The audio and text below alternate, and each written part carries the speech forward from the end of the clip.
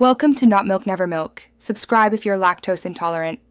In this video, I will show how to make strawberries covered in chocolate. Start with clean, dry strawberries and preheat your tools.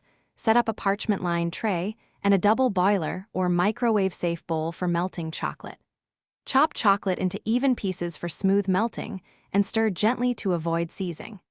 Keep a fork or dipping tool handy and a sheet of parchment to place dipped berries on, then chill briefly to set the coating fully. Melt chocolate carefully to preserve shine and texture. Avoid any moisture contact. Use a double boiler or microwave in 20-second bursts, stirring between bursts to distribute heat.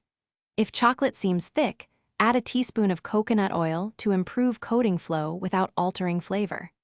Keep temperature moderate so chocolate stays glossy, and test a small amount on parchment to check thickness before dipping the strawberries.